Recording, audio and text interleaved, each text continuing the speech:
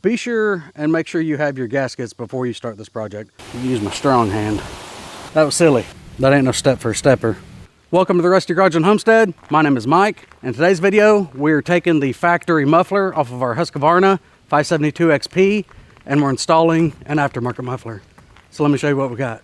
All right, leave a comment down below and see if you can guess which muffler I ended up going with on this. And I was torn between a few different options for this saw. Obviously, the cheapest option would have been to muffler mod the factory muffler that we got on there, take it apart, put a pipe in it, braze weld it or TIG weld it on there, and call that good. And a lot of people have success with that, and that's not a bad option. It's by far the cheapest. Oh, that wind.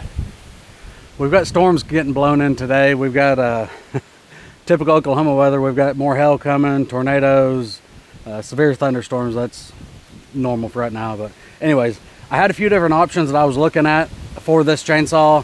One of them was the Steadfast Force Products muffler, which was on pre-order for a while. And the other one, I can't remember the name right off the top of my head. It was the Keg. I'll throw it up on screen. I found it on eBay. It was the Keg Twisty Fab something or other. I like that muffler, and I would like to try that muffler at some point. So obviously, you know which muffler I went with now. But those mufflers aren't cheap, and I didn't have the money to buy two different mufflers. I would like to, but it wasn't in the cards for right now. So yes, we ended up going with Steadfast Force Products. I pre-ordered it, and I don't know, it was less than a month I had it, but it said on the website that it was going to ship. You know, I believe this was back in May when it was going to ship. And I've had it for a little while, but I've been wanting to run the saw as is, get some tanks through it, and just kind of get a feel for it with the factory muffler on it before I did any changes to it, so I can judge for myself if I can really feel any performance increase on it. But I am excited to have a different muffler on here after running Joe from the Okie Woodsman's 562 factory, and then put the Steadfast Force Products muffler on it. It woke that saw up quite a bit, and it cured the hot start issues that saw had. I really think that saw was just getting too hot with the factory muffler on there, and that was creating all the issues. But since we've put that muffler on there, Joe hasn't had any issues with it. Haven't had any hot start issues with the 572, but from my understanding, that wasn't really an issue with the 572s. So this isn't necessarily to fix anything. This saw is incredible in its stock configuration. It runs awesome, but like everything else, I got to try it. We got to put a muffler on it. We got to try it, and we got to see what's going to happen with it. So let's check out the muffler. I've been waiting, patiently waiting to get this saw installed. So this is it. It is all stainless. It is basically a hollow can. Hopefully you can see in there. Hollow can, does have a spark arrestor out here on the outside. It's got a couple spacers. These spacers go up on top. The only odd thing that I've seen with installing this is it looks like we will have to modify our heat deflector in there just a little bit, do some trimming on it. But this should fit in there just fine. Oh, it is pretty. I like stainless. I'm a fan of stainless, but yeah. So there it is. Maybe a thumbnail. Can't really do a thumbnail with that. Then you'll already know the answer to the question. All right, let's get this cover popped off of here, and I just got through running the saw. We're doing some test cuts, some before and after muffler changeouts, but that's gonna be a separate video, so be on the lookout for that. It's cool enough. Okay, well, here's the Torx tool that came with the saw. Okay, let's get this off of here. We got 2 bolts, hopefully you can see. 2 bolts right up here and 2 bolts right down here and here. That's it. Those 4. This heat shield, yeah, I'll show you what we got to do to it here in just a second, but let's get all these broke loose. Lift up on your brake handle and you can get right to the upper bolts. I'll use my strong hand. Some long-winded dudes. Okay, this top bolt.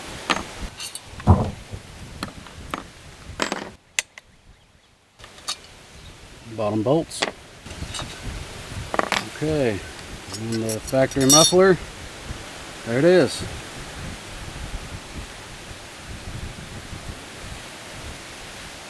Hopefully I can get that off. Should have bought a new one. And there's the heat deflector.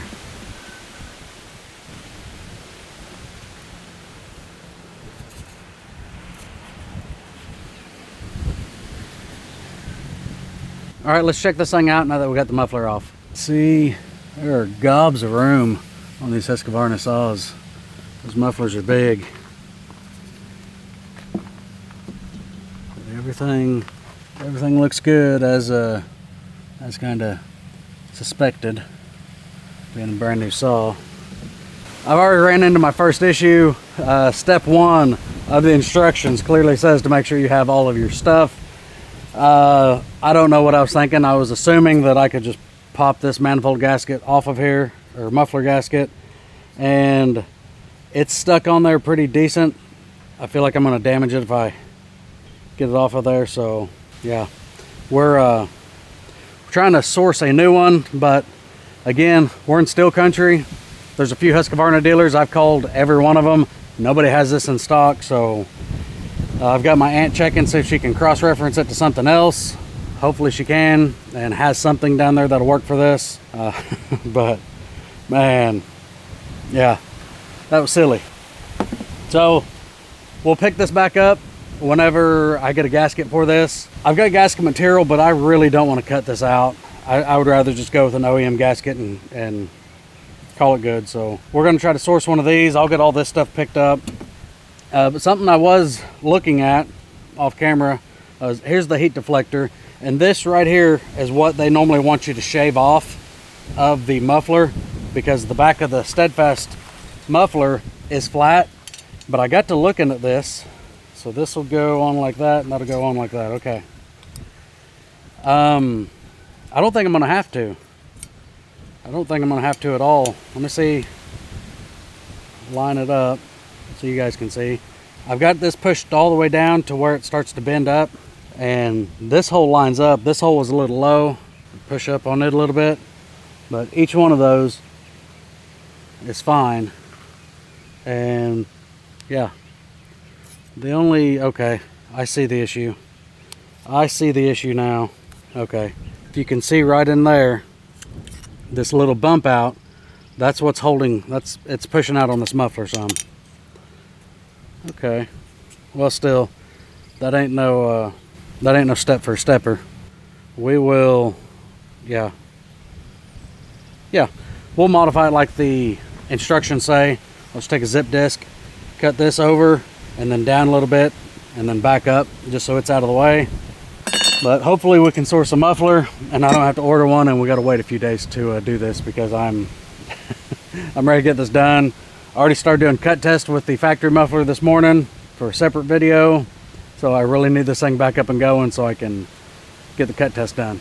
Anyways, we'll pick this back up when I have a gasket. All right, we're back. Be sure and make sure you have your gaskets before you start this project. The muffler gaskets for this thing were not the easiest to get a hold of. It's been a few months since the last stuff you've seen, but got the muffler gaskets.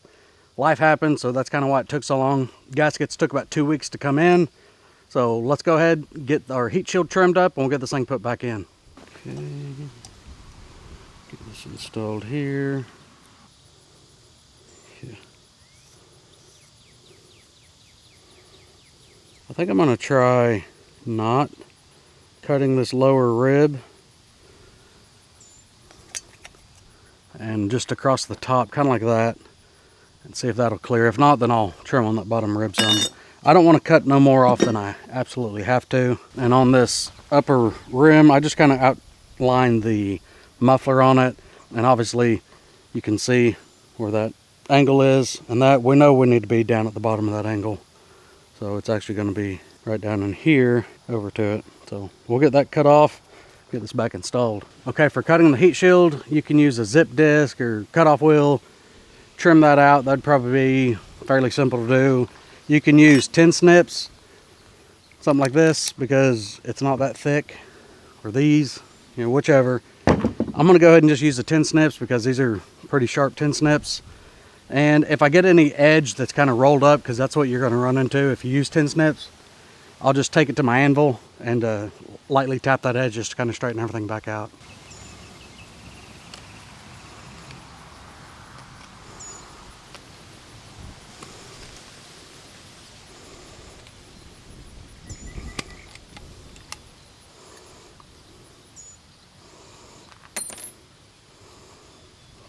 Let's go down about right here.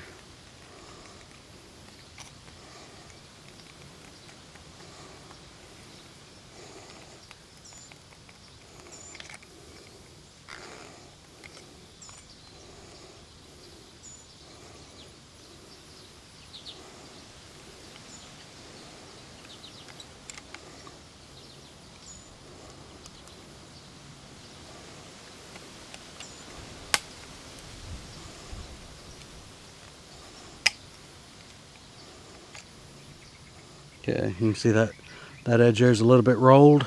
Let's take this over to the anvil and just kind of tap that back straight.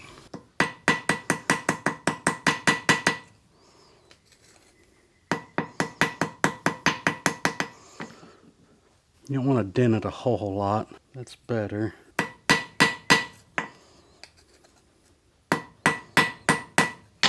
Okay, that'll work. Heat shield's all trimmed up. There's the muffler. Everything mates up nice and flat now, whereas it didn't before. The instructions do say that it doesn't necessarily matter what side of the heat deflector that you put the gasket on, but they recommend putting it between the heat deflector and the muffler, so the gasket will be smashed right there.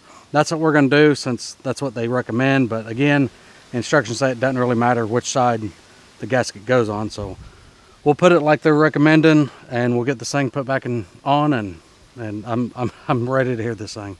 Okay, and here's the gasket, factory gasket. I was kind of looking at it to see, because it looks like this bottom side has a little more of a dish opening than the top.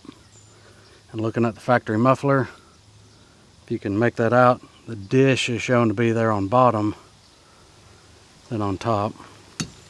On the heat shield, I mean, it doesn't really show anything. So anyways, that's the top side. It'll go in just like so. So let's put that on there, like it's saying. That's pretty decent. Then we'll get the muffler on. Okay, both of these are in. Let's go ahead and get the gasket tossed on here. And the heat shield. Okay, we've got the heat shield, the gasket. Let's go ahead and get these things kind of close. Go ahead and just get these front ones started, or these top ones I should say.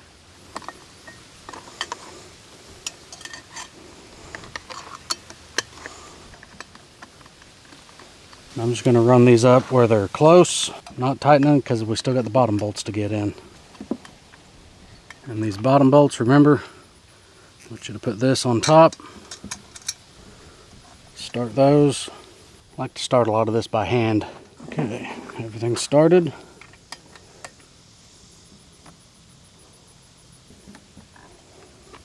And those are just run up, not really snug, but I'm gonna start snugging stuff now. That's my loosest bolt, so let's start with it.